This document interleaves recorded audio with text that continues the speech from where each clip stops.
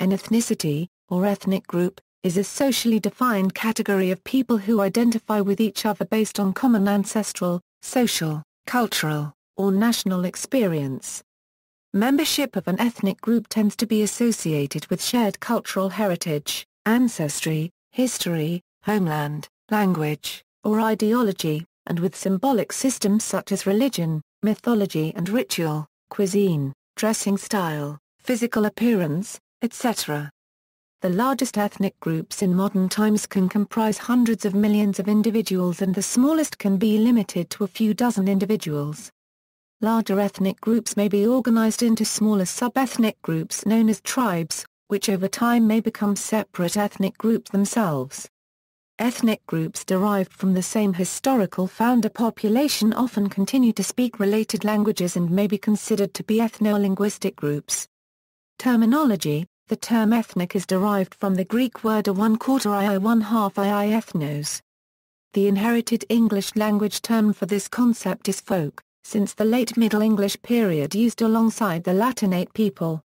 In early modern English and until the mid-19th century, ethnic was used in the meaning of heathen, pagan, as ta'ethn was used as the LXX translation of Hebrew goyim, the nations, non-Hebrews, non-Jews.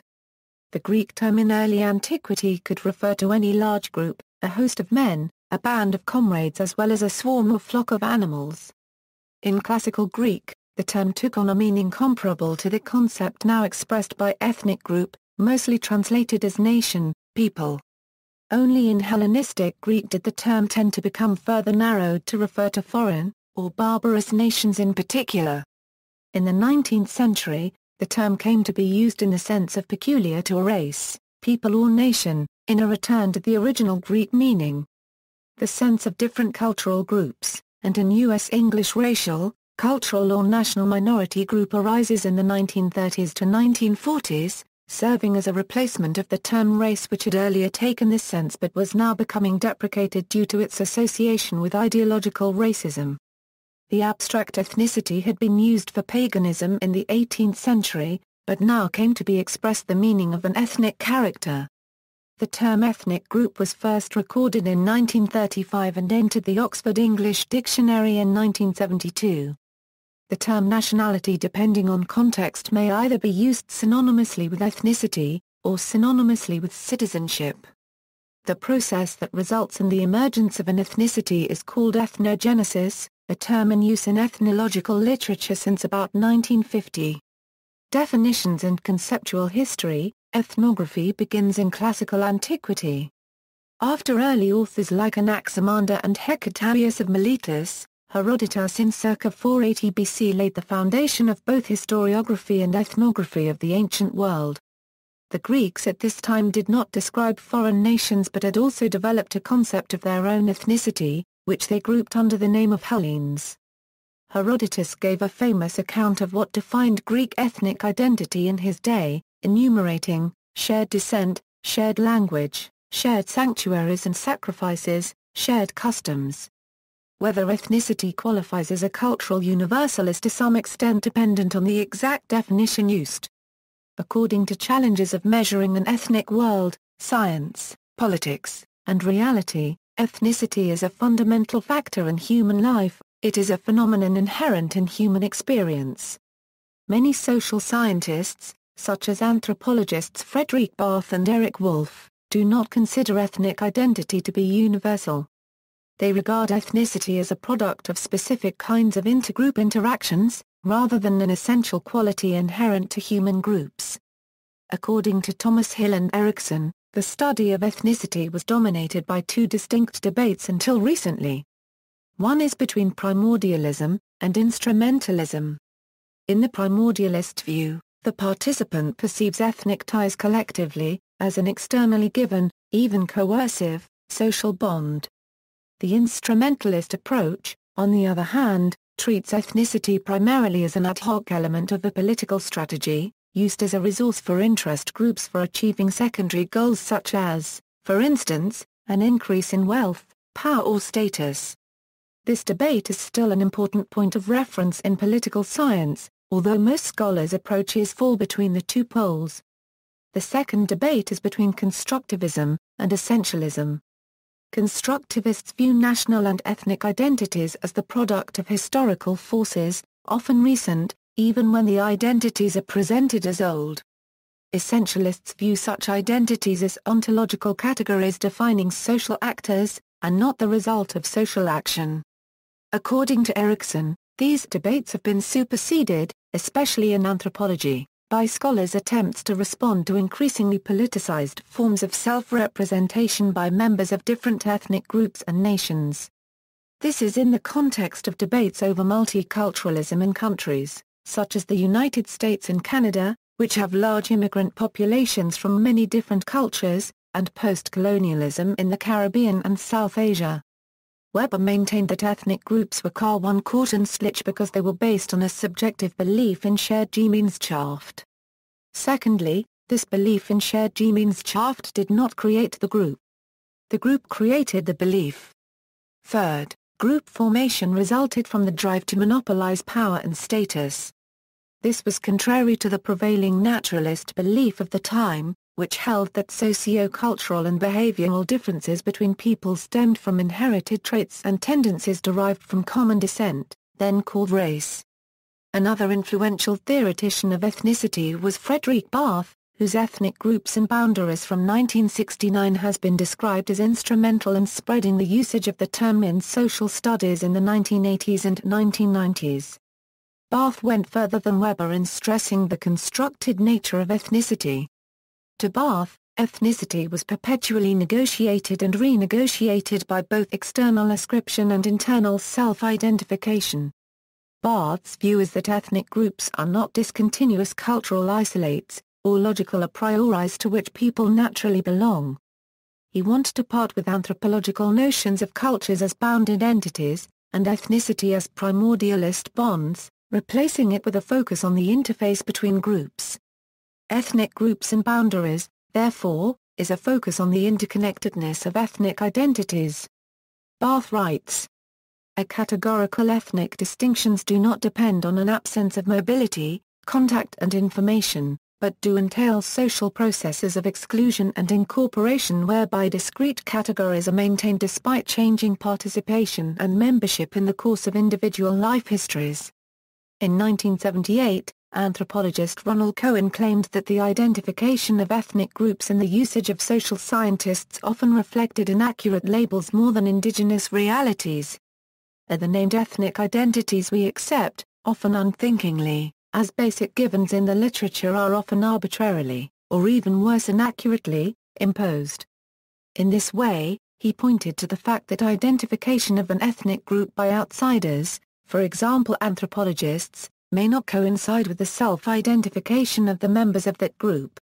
He also described that in the first decades of usage, the term ethnicity had often been used in lieu of older terms such as cultural, or tribal, when referring to smaller groups with shared cultural systems and shared heritage, but that ethnicity had the added value of being able to describe the commonalities between systems of group identity in both tribal and modern societies. Cohen also suggested that claims concerning ethnic identity are often colonialist practices and effects of the relations between colonized peoples and nation-states. Social scientists have thus focused on how, when, and why different markers of ethnic identity become salient. Thus, anthropologist Joan Vincent observed that ethnic boundaries often have a mercurial character. Ronald Cohen concluded that ethnicity is a series of nesting dichotomizations of inclusiveness and exclusiveness. He agrees with Joan Vincent's observation that ethnicity can be narrowed or broadened in boundary terms in relation to the specific needs of political mobilization. This may be why descent is sometimes a marker of ethnicity, and sometimes not, which diacritic of ethnicity as salient depends on whether people are scaling ethnic boundaries up or down, and whether they are scaling them up or down depends generally on the political situation. Approaches to understanding ethnicity. Different approaches to understanding ethnicity have been used by different social scientists when trying to understand the nature of ethnicity as a factor in human life and society. Examples of such approaches are primordialism, essentialism, perennialism, constructivism, modernism and instrumentalism. primordialism, holds that ethnicity has existed at all times of human history and that modern ethnic groups have historical continuity into the far past. For them, the idea of ethnicity is closely linked to the idea of nations and is rooted in the pre-Weber understanding of humanity as being divided into primordially existing groups rooted by kinship and biological heritage. Essentialist primordialism further holds that ethnicity is an a priori fact of human existence, that ethnicity precedes any human social interaction and that it is basically unchanged by it. This theory sees ethnic groups as natural, not just as historical. This understanding does not explain how and why nations and ethnic groups seemingly appear, disappear and often reappear through history. It also has problems dealing with the consequences of intermarriage, migration and colonization for the composition of modern-day multi-ethnic societies. Kinship primordialism holds that ethnic communities are extensions of kinship units, basically being derived by kinship or clan ties where the choices of cultural signs are made exactly to show this biological affinity. In this way, the myths of common biological ancestry that are a defining feature of ethnic communities are to be understood as representing actual biological history.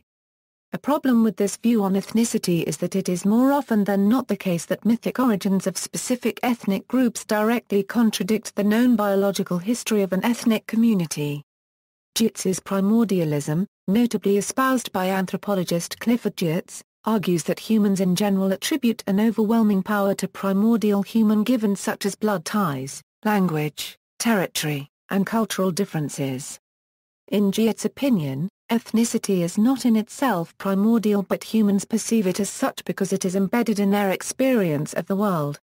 Perennialism, an approach that is primarily concerned with nationhood but tends to see nations and ethnic communities as basically the same phenomenon, holds that the nation, as a type of social and political organization, is of an immemorial or perennial character.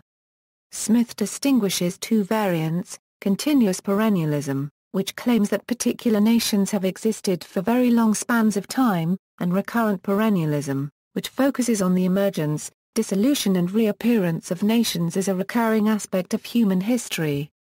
Perpetual perennialism holds that specific ethnic groups have existed continuously throughout history. Situational perennialism holds that nations and ethnic groups emerge, change and vanish through the course of history. This view holds that the concept of ethnicity is basically a tool used by political groups to manipulate resources such as wealth, power, territory or status in their particular group's interests. Accordingly, ethnicity emerges when it is relevant as means of furthering emergent collective interests and changes according to political changes in the society. Examples of a perennialist interpretation of ethnicity are also found in Barth and Sijner, who see ethnicity as ever-changing boundaries between groups of people established through ongoing social negotiation and interaction.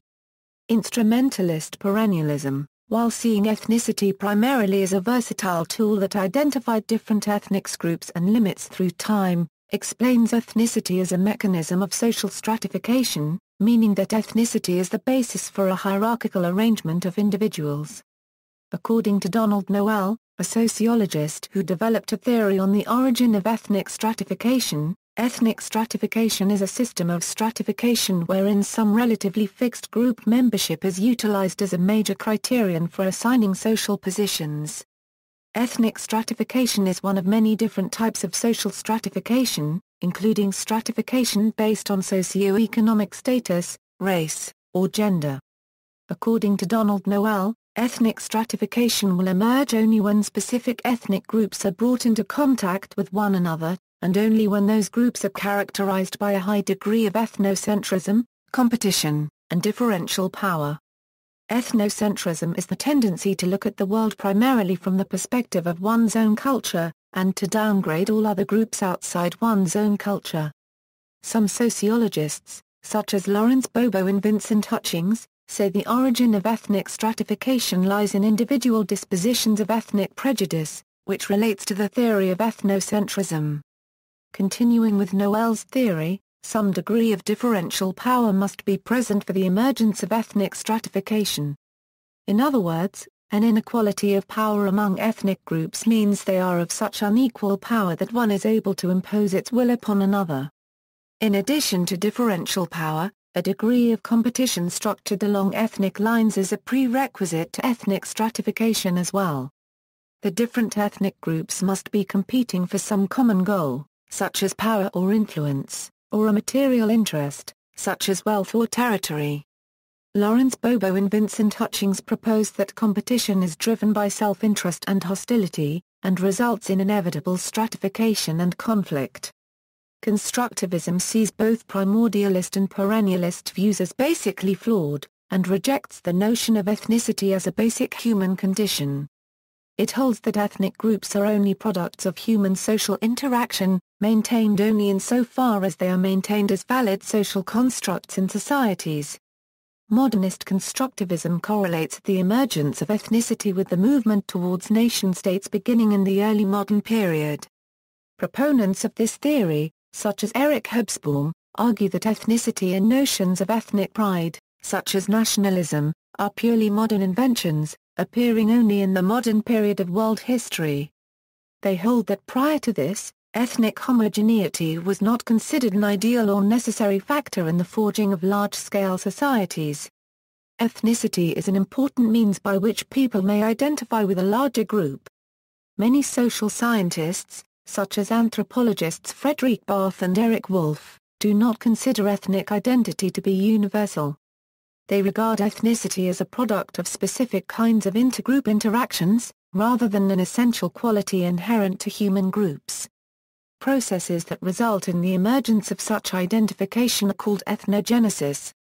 Members of an ethnic group, on the whole, claim cultural continuities over time, although historians and cultural anthropologists have documented that many of the values, practices, and norms that imply continuity with the past are of relatively recent invention.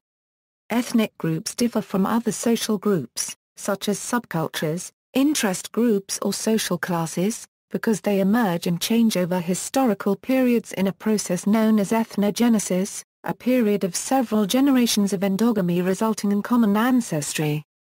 Ethnic identity is reinforced by reference to boundary markers, characteristics said to be unique to the group which set it apart from other groups.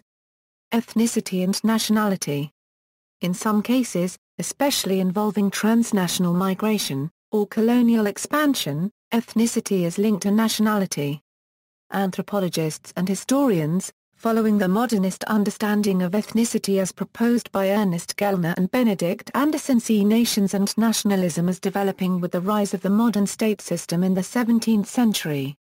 They culminated in the rise of nation-states in which the presumptive boundaries of the nation coincided with state boundaries.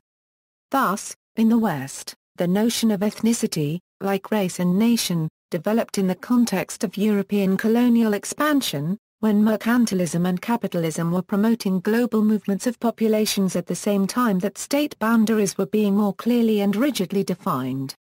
In the 19th century, modern states generally sought legitimacy through their claim to represent nations. Nation-states, however, invariably include populations that have been excluded from national life for one reason or another. Members of excluded groups, consequently, will either demand inclusion on the basis of equality, or seek autonomy, sometimes even to the extent of complete political separation in their own nation-state. Under these conditions when people moved from one state to another, or one state conquered or colonized peoples beyond its national boundaries, ethnic groups were formed by people who identified with one nation, but lived in another state. Multi-ethnic states can be the result of two opposite events: either the recent creation state borders at variance with traditional tribal territories, or the recent immigration of ethnic minorities into a former nation-state. Examples for the first case are found throughout Africa, where countries created during decolonization inherited arbitrary colonial borders, but also in European countries such as Belgium or United Kingdom. Examples for the second case are countries such as Germany, Sweden or the Netherlands, which were ethnically homogeneous when they attained statehood but have received significant immigration during the second half of the 20th century. States such as the United Kingdom, France and Switzerland comprise distinct ethnic groups from their formation and have likewise experienced substantial immigration, resulting in what has been termed multicultural societies, especially in large cities. The states of the New World were multi-ethnic from the onset, as they were formed as colonies imposed on existing indigenous populations. Ethnicity and race. The distinction between race and ethnicity is considered highly problematic. Ethnicity is often assumed to be the cultural identity of a group, often based on language and tradition, while race is assumed to be a biological classification, based on DNA and bone structure. Race is a more controversial subject than ethnicity, due to its common political use. It is assumed that, based on power relations, there exist racialized ethnicities and ethnicized races. Rama N. Grossfogiel notes that racial ethnic identity is one concept in that concepts of race and ethnicity cannot be used as separate and autonomous categories. Before Weber, race and ethnicity were often seen as two aspects of the same thing. Around 1900 and before the essentialist primordialist understanding of ethnicity was predominant, cultural differences between peoples were seen as being the result of inherited traits and tendencies. This was the time when sciences such as phrenology claimed to be able to correlate cultural and behavioral traits of different populations with their outward physical characteristics, such as the shape of the skull. With Weber's introduction of ethnicity as a social construct, race and ethnicity were divided from each other. A social belief in biologically well-defined races lingered on. In 1950, the UNESCO statement, The Race Question, signed by some of the internationally renowned scholars of the time, suggested that, national, religious, geographic, linguistic and cultural groups do not necessarily coincide with racial groups, and the cultural traits of such groups have no demonstrated genetic connection with racial traits.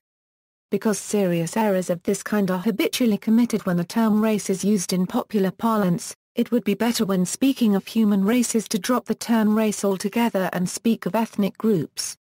In 1982, anthropologist David Craig Griffith summed up 40 years of ethnographic research, arguing that racial and ethnic categories are symbolic markers for different ways that people from different parts of the world have been incorporated into a global economy. The opposing interests that divide the working classes are further reinforced through appeals to racial and ethnic distinctions. Such appeals serve to allocate different categories of workers to rungs on the scale of labor markets, relegating stigmatized populations to the lower levels and insulating the higher echelons from competition from below. Capitalism did not create all the distinctions of ethnicity and race that function to set off categories of workers from one another. It is, nevertheless, the process of labor mobilization under capitalism that imparts to these distinctions their effective values. According to Wolff, races were constructed and incorporated during the period of European mercantile expansion, and ethnic groups during the period of capitalist expansion. Writing about the usage of the term ethnic in the ordinary language of Great Britain and the United States, in 1977 Woolman noted that, the term ethnic popularly connotes race in Britain, only less precisely, and with a lighter value load. In North America, by contrast, race most commonly means color, and ethnics are the descendants of relatively recent immigrants from non-English-speaking countries. Ethnic is not a noun in Britain. In effect, there are no ethnics. There are only ethnic relations. In the U.S., the OMB defines the concept of race as outlined for the U.S. Census as not scientific or anthropological, and takes into account social and cultural characteristics as well as ancestry, using appropriate scientific methodologies that are not primarily biological or genetic in reference. Ethno-national conflict. Sometimes ethnic groups are subject to prejudicial attitudes and actions by the state or its constituents. In the 20th century, people began to argue that conflicts among ethnic groups or between members of an ethnic group and the state canon should be resolved in one of two ways. Some, like Jawan Korta, G.N. Habermas and Bruce Barry, have argued that the legitimacy of modern states must be based on a notion of political rights of autonomous individual subjects. According to this view, the state should not acknowledge ethnic, national or racial identity but rather instead enforce political and legal equality of all individuals. Others, like Charles Taylor and Will Kimuka, argue that the notion of the autonomous individual is itself a cultural construct. According to this view, states must recognize ethnic identity and develop processes through which the particular needs of ethnic groups can be accommodated within the boundaries of the nation-state. The 19th century saw the development of the political ideology of ethnic nationalism, when the concept of race was tied to nationalism, first by German theorists including Johann Gottfried von Herder. Instances of societies focusing on ethnic ties, arguably to the exclusion of history or historical context, have resulted in the justification of nationalist goals. Two periods frequently cited as examples of this are the 19th century consolidation and expansion of the German Empire and the 20th century Nazi Germany. Each promoted the pan-ethnic idea that these governments were only acquiring lands that had always been inhabited by ethnic Germans. The history of latecomers to the nation-state model, such as those arising in the Near East and southeastern Europe out of the dissolution of the Ottoman and Austro-Hungarian empires, as well as those arising out of the former USSR, is marked by inter-ethnic conflicts. Such conflicts usually occur within multi-ethnic states, as opposed to between them, as in other regions of the world. Thus, the conflicts are often misleadingly labeled and characterized as civil wars when they are inter-ethnic conflicts in a multi-ethnic state. Ethnic groups by continent: Africa. Ethnic groups in Africa number in the hundreds, each generally having its own language and culture. Many ethnic groups and nations of Africa qualify, although some groups are of a size larger than a tribal society. These mostly originate with the Zayilian kingdoms of the medieval period, such as that of the Akan, deriving from Benom and then the Kingdom of Ashanti. Asia. There are an abundance of ethnic groups throughout Asia, with adaptations to the climate zones of Asia, which can be Arctic, subarctic, temperate, subtropical or tropical. The ethnic groups have adapted to mountains, deserts, grasslands, and forests. On the coasts of Asia, the ethnic groups have adopted various methods of harvest and transport. Some groups are primarily hunter-gatherers, some practice transhumance, others have been agrarian-rural for millennia and others becoming industrial-urban. Some groups' countries of Asia are completely urban. The colonization of Asia was largely ended in the 20th century, with national drives for independence and self-determination across the continent. Europe. Europe has a large number of ethnic groups. Pan and Fayal count 87 distinct peoples of Europe, of which 33 form the majority population in at least one sovereign state, while the remaining 54 constitute ethnic minorities within every state they inhabit.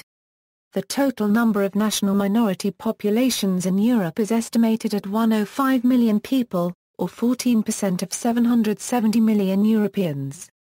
A number of European countries, including France and Switzerland, do not collect information on the ethnicity of their resident population.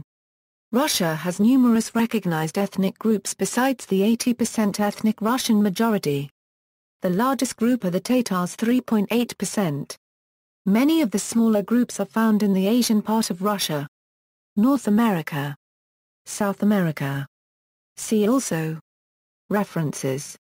Further reading: Abizadeh, Arash, Ethnicity, Race, and a Possible Humanity World Order, 33.123-34. Bath, Frederick. Ethnic Groups and Boundaries.